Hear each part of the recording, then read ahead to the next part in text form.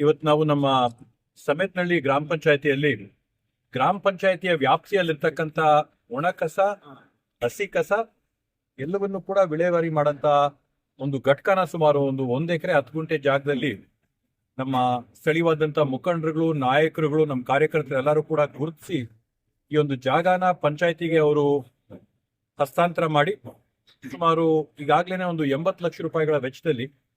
ಏನು ಮನೆಯಲ್ಲಿರ್ತಕ್ಕಂಥ ಮಲತ್ಯಾಜ್ಯ ಇರ್ತದೆ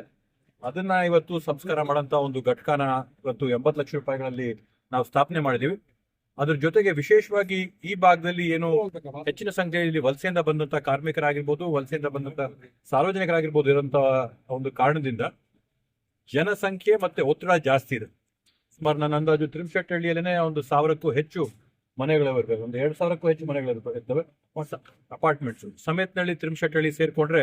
ಈ ಭಾಗದಲ್ಲಿ ಸುಮಾರು ಒಂದು 5,000 ಮನೆಗಳು, ಅಪಾರ್ಟ್ಮೆಂಟು, ಸ್ವಂತ ಮನೆಗಳೆಲ್ಲ ಸಿಗ್ಬೋದು. ಅದರಿಂದ ಇಲ್ಲಿಂದ ಬರ್ತಕ್ಕಂಥ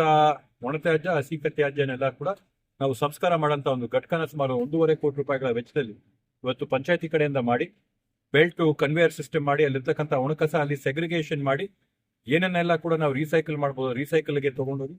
ರೀಸೈಕ್ಲಿಂಗ್ ಮಾಡಕ್ ಆಗದಿದ್ದನ್ನ ನಾವು ಸಿಮೆಂಟ್ ಫ್ಯಾಕ್ಟ್ರಿಗಳಿಗೆ, ಅಲ್ಲಿಗೆಲ್ಲರೂ ಕ್ಲಿಂಕರ್ಗಳಿಗೆ ನಾವು ಅದನ್ನ ಕಳಿಸ್ಕೊಡೋಂಥದ್ದನ್ನ ಇವತ್ತು ವ್ಯವಸ್ಥೆನ ಮಾಡ್ಕೊಂಡಿದ್ದೀವಿ. ಮತ್ತೆ ಇಲ್ಲಿ ಉತ್ಪಾದನೆ ಆಗಂತ ಹಸಿ ಕಸನ ಇಲ್ಲೇ ಇರ್ತಕ್ಕಂಥ ಹಸಿ ಕಸದ ಒಂದು ವರ್ಮಿ ಕಾಂಪೋಸ್ಟಿಂಗ್ ಮಾಡಿ ಅದನ್ನ ಗೊಬ್ಬರಕ್ಕೆ ಪರಿವರ್ತನೆ ಮಾಡಂತ ಒಂದು ವ್ಯವಸ್ಥೆನೂ ಕೂಡ, ಅಂದ್ರೆ ಹಸಿ ಕಸನ ವರ್ಮಿ ಕಾಂಪೋಸ್ಟಿಂಗು, ಒಣ ಕಸನ ರೀಸೈಕ್ಲಿಂಗು ಮತ್ತೆ ಕ್ಲಿಂಕರ್ ಕಳಿಸಂತದ್ದು, ಮತ್ತೆ STP ನಾವು ತಗೊಂಡು ಎಲ್ಲಾ ರೀತಿಯಲ್ಲಿ ಕೂಡ ಈ ಒಂದು 1 ಎಕರೆ 10 ಗುಂಟೆಯಲ್ಲಿ ಸುಮಾರು ಒಂದು 2.5 ಕೋಟಿ ರೂಪಾಯಿಗಳ ವೆಚ್ಚದಲ್ಲಿ